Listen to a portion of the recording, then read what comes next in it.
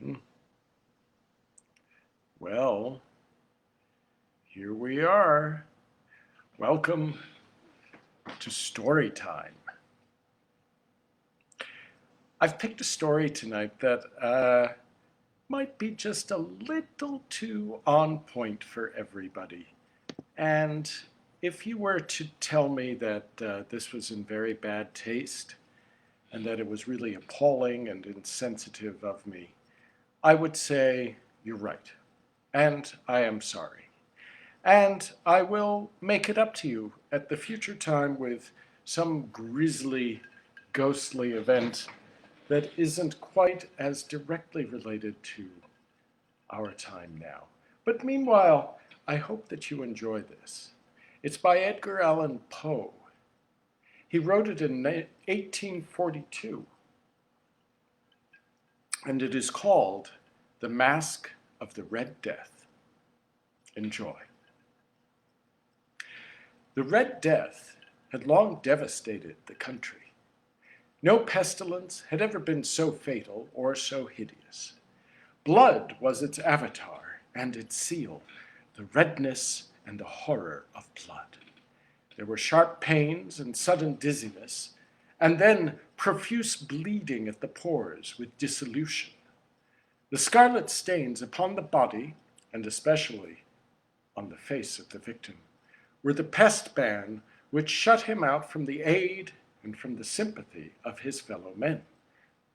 And the whole seizure, progress, and termination of the disease were the incidents of half an hour.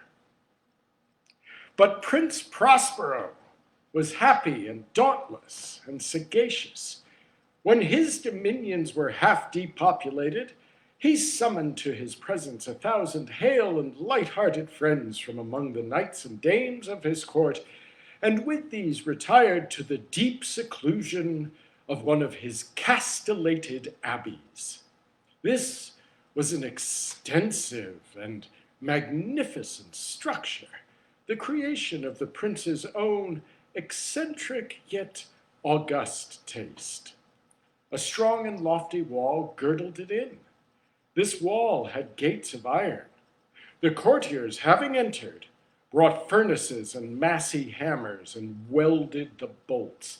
They resolved to leave means neither of ingress or egress to the sudden impulses of despair or of frenzy from within. The abbey was amply provisioned.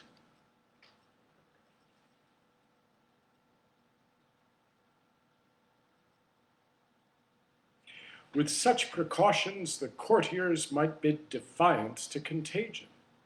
The external world could take care of itself. In the meantime, it was folly to grieve or to think. The prince had provided all the appurtenances of pleasure. There were buffoons, there were improvisatori, there were ballet dancers, there were musicians, there was beauty, there was wine. All these and security were within. Without was the Red Death. It was towards the close of the 5th or 6th month of his seclusion, and while the pestilence raged most furiously abroad, that the Prince Prospero entertained his 1,000 friends at a masked ball of the most unusual magnificence. It was a voluptuous scene, that masquerade. But first, let me tell you of the rooms in which it was held. These were 7, an imperial suite. In many palaces, such suites form a long and straight vista, so that the view of the whole extent is scarcely impeded. Here the case was very different, as might have been expected from the prince's love of the bizarre. The apartments were so irregularly disposed that the vision embraced but little more than one at a time. There was a sharp turn at every 20 or 30 yards, and at each turn, a novel effect. To the right and left, in the middle of each wall, a tall and narrow Gothic window looked out upon a closed corridor which pursued the windings of the suite. These windows were of stained glass whose color varied in accordance with the prevailing hue of the decorations of the chamber into which it opened. That at the eastern extremity was hung, for example, in blue, and vividly blue were its windows. The second chamber was purple in its ornaments and tapestries, and here the panes were purple. The third was green throughout, and so were the casements. The fourth was furnished and lighted with orange, the fifth was white, the sixth with violet. The seventh apartment was closely shrouded in black velvet tapestries that hung all over the ceiling and down the walls, falling in heavy folds upon a carpet of the same material and hue. But in this chamber only, the color of the windows failed to correspond with the decorations. The panes here were scarlet, a deep red color. Now, in no one of the 7 apartments were there any lamps or candelabrum amid the profusion of golden ornaments that lay scattered to and fro, or descended from the roof. There was no light of any kind emanating from lamp or candle within the suite of chambers, but in the corridors that followed the suite there stood, opposite to each window, a heavy tripod bearing a brazier of fire that projected its rays through the tinted glass and so glaringly illuminated the room. And thus were produced a multitude of gaudy and fantastic appearances. But in the western, or black, the effect of the firelight that streamed upon the dark hangings through the blood-tinted panes was ghastly in the extreme, and produced so wild a look upon the countenances of those who entered, that there were few of the company bold enough to set foot within its precincts at all. It was in this apartment also that there stood against the western wall a gigantic clock of ebony.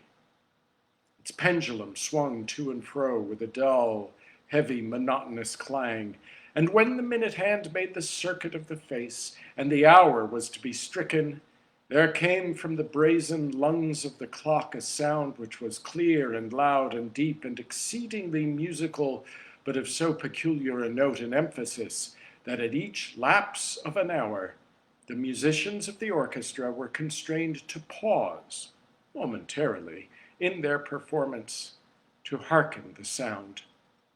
And thus the waltzers perforce ceased their evolutions.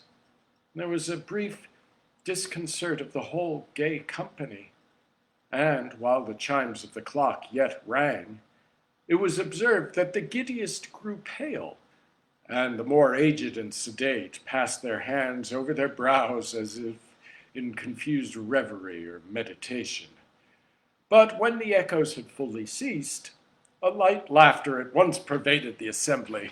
The musicians looked at each other and smiled as if at their own nervousness and folly, and made whispering vows, each to the other, that the next chiming of the clock should produce in them no similar emotion.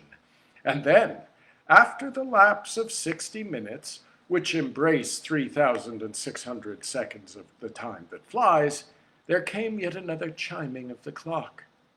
And then were the same disconcert and tremulousness and meditation as before. But in spite of these things, it was a gay and magnificent revel. The tastes of the Duke were peculiar. He had a fine eye for color and effects. He disregarded the decora of mere fashion. His plans were bold and fiery, and his conceptions glowed with barbaric luster.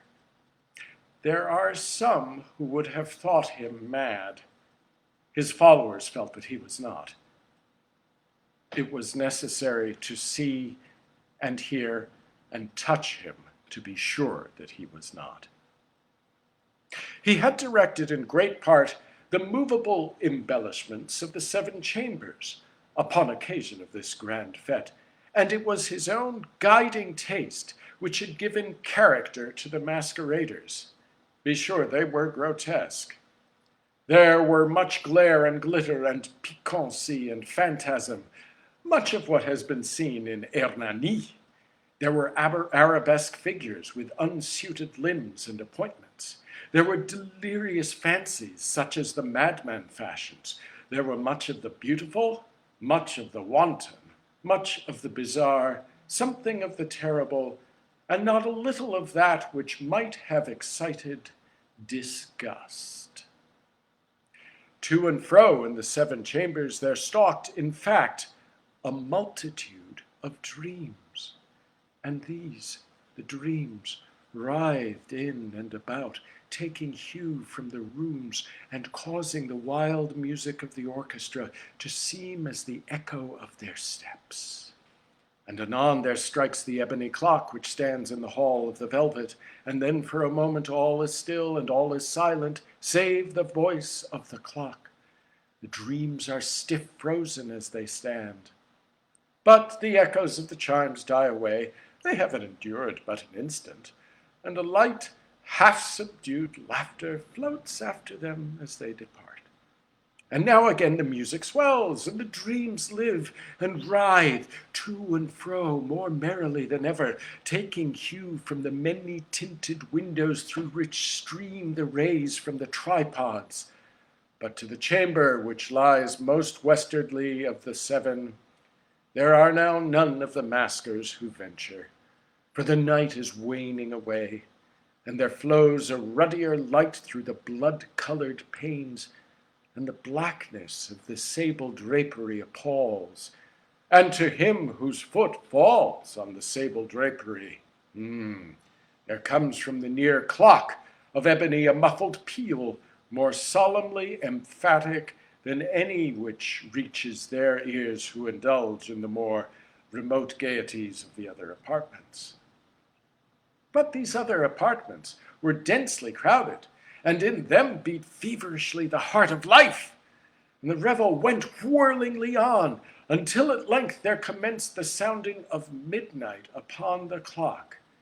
And then the music ceased, as I have told, and the evolutions of the waltzers was quieted, and there was an uneasy cessation of all things as before. But now there were 12 strokes to be sounded by the bell of the clock, and thus it happened perhaps that more of thought crept, with more of time, into the meditations of the thoughtful among those who revelled. And thus, too, it happened perhaps that before the last echoes of the last chime had utterly sunk into silence, there were many individuals in the crowd who had found leisure to become aware of the presence of a masked figure which had arrested the attention of no single individual before. And the rumor of this new presence, having spread itself whisperingly around, there arose at length from the whole company a buzz or murmur, expressive of disapprobation and surprise, then finally of terror, of horror, and of disgust. In an assembly of phantasms such as I have painted, it may be well no ordinary appearance could have excited such sensation.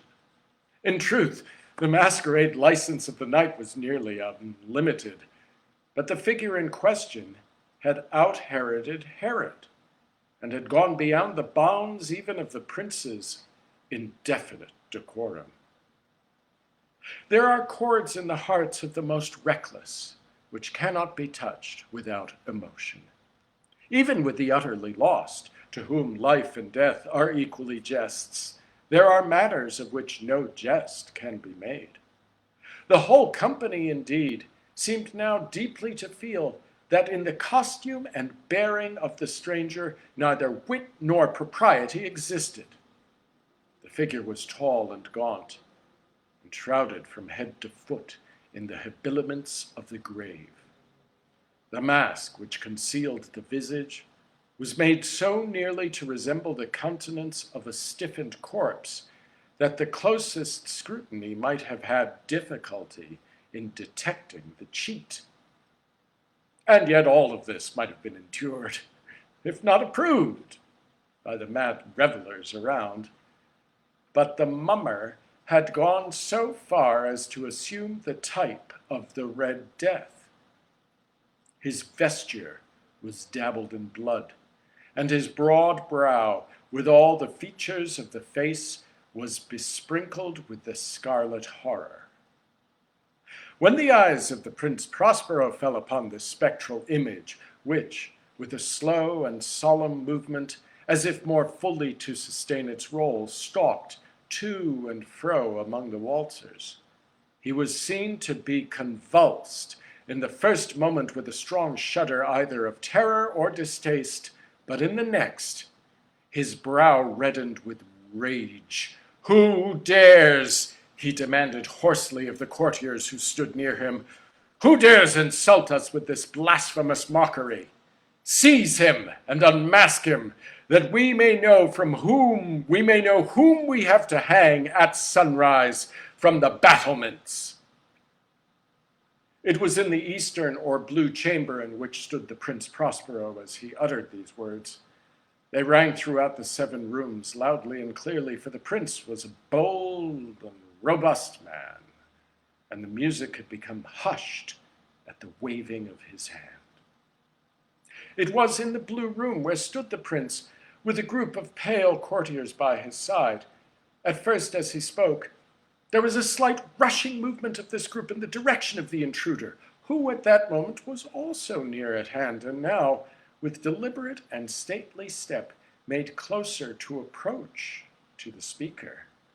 But from a certain nameless awe, with which the mad assumptions of the mummer had inspired the whole party, there were found none who put forth hand to seize him, so that, unimpeded, he passed within a yard of the prince's person. And while the vast assembly, as if with one impulse, shrank from the centers of the rooms to the walls, he made his way uninterruptedly, but with the same solemn and measured step which had distinguished him from the first, through the blue chamber to the purple, through the purple to the green, through the green to the orange, through this again to the white, and even thence to the violet, ere a decided movement had been made to arrest him. It was then, however, that the Prince Prospero, maddened with rage and the shame of his own momentary cowardice, rushed hurriedly through the 6 chambers, while none followed him on account of a deadly terror that had seized upon all. He bore aloft a drawn dagger, and had approached in rapid impetuosity to within 3 or 4 feet of the retreating figure, when the latter, having attained the extremity of the velvet apartment, turned suddenly and confronted his pursuer. There was a sharp cry, and the dagger dropped, gleaming upon the sable carpet, upon which, instantly afterward, fell prostrate in death the Prince Prospero. Then, summoning the wild courage of despair, a throng of the revelers at once threw themselves into the black apartment, and seizing the mummer, whose tall figure stood erect and motionless within the shadow of the ebony clock, gasped in unutterable horror at finding the grave cerements and corpse-like mask which they handled with so violent a rudeness untenanted by any tangible form. And now was acknowledged the presence of the Red Death. He had come like a thief in the night, and one by one dropped the revelers in the blood-bedewed halls of their revel, and died each in the despairing posture of his fall. And the life of the ebony clock went out with that of the last of the gay, and the flames of the tripod expired, and darkness and decay and the Red Death held illimitable dominion over all.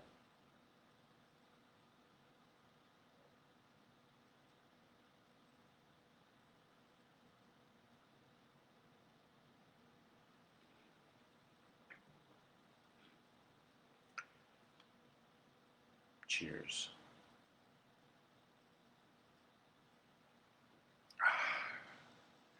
Well, I hope you enjoyed this very first installment of Story Time. We'll be doing some more. And if you like what you heard, please let me know. And if you have a suggestion, I'm always interested in something that will keep you company late at night as you sit by the fire and wonder.